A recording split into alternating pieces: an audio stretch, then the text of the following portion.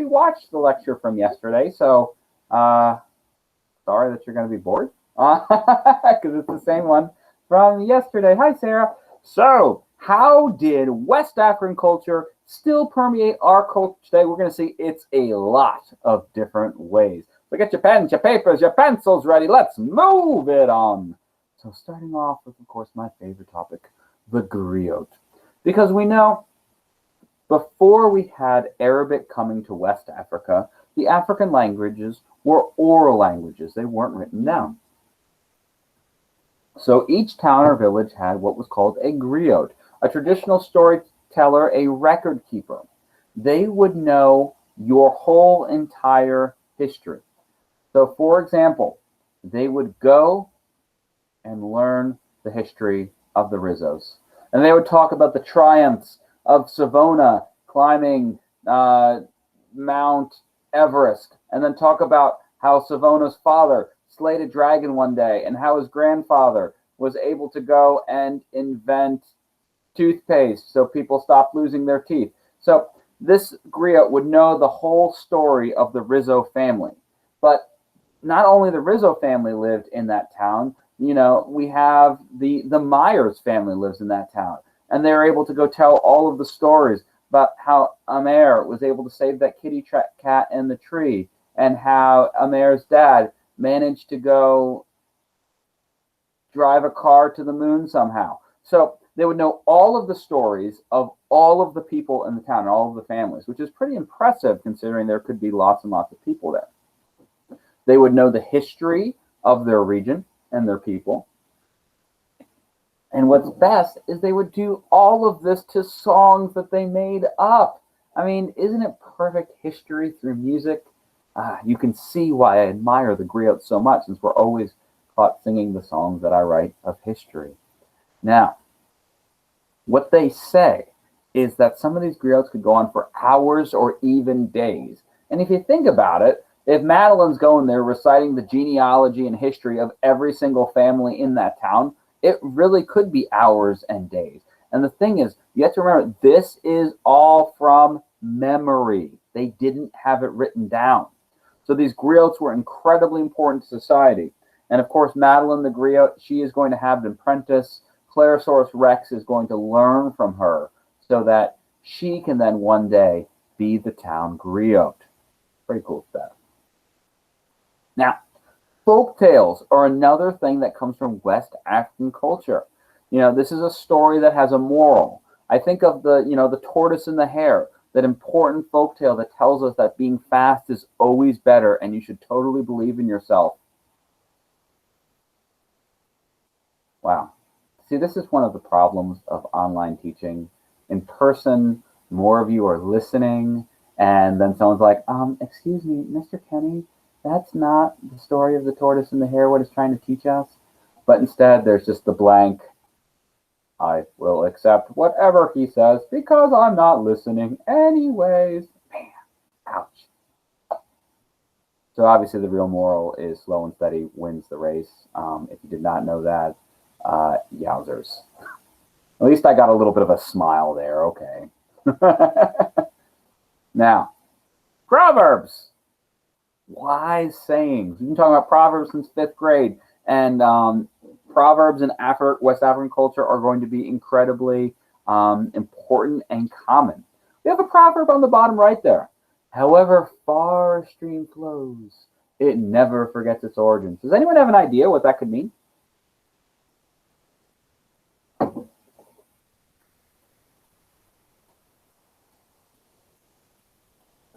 Well, I'm glad you're here, Blake. So glad. Anybody have an idea? However far the stream flows, it never forgets its origins.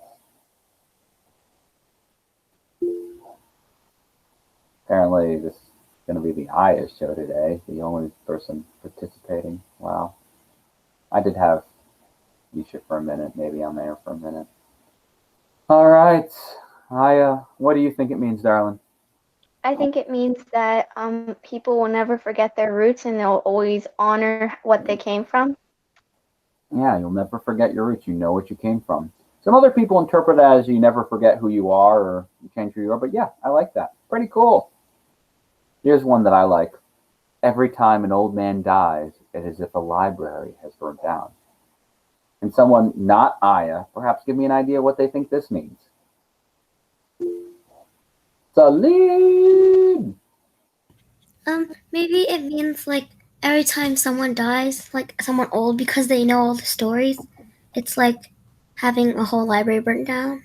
Yeah, because remember, if their tradition is oral, when Simon kicks the bucket, he won't be able to tell his stories any longer. And let's face it, Simon has some amazing stories. Like that time him and I were snowboarding down the Andes Mountains and then wound up running into a polar bear. I mean, it was wild. And Simon won't be able to tell that story after he's gone. What happened after we met the polar bear was even too crazy to talk about. Now, we know that after Islam came to West Africa from the Arab merchants, that many things will be written down. However, they'll be written down in Arabic. Do you have any questions or comments thus far?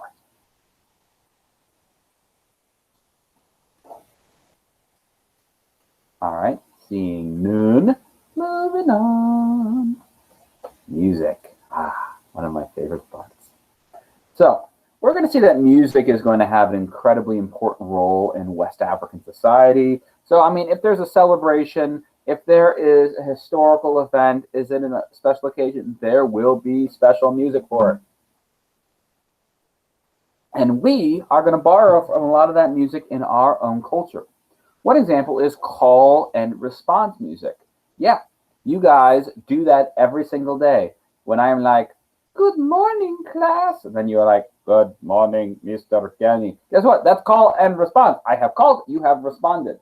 You know, some of you in church might go and have call and response. I know in music class you've done call and response music. In fact, Mr. Pastina right now might be covering this sort of thing if we're lined up, which, since I haven't talked to him, probably not. But the music does a call or a voice does a call, and then there's response. I always think of the like those movies where like when the guy goes to boot camp and like the drill sergeant's like, I don't know, but I've been told. And then all the soldiers are like, I don't know, but I've been told. Marching here is getting old. Marching, you know, that's call and response.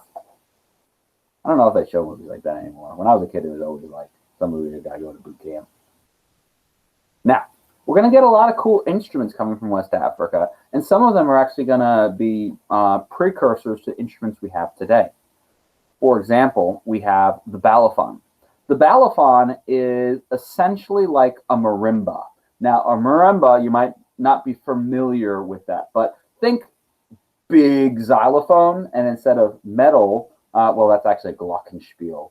Technically, a xylophone doesn't have metal bars. But then for the marimba, it's different because, you know, so here we have these gourd shells that are hollowed out using it, and we just have like wooden cylinders, and it makes it sound really resonant and really super cool.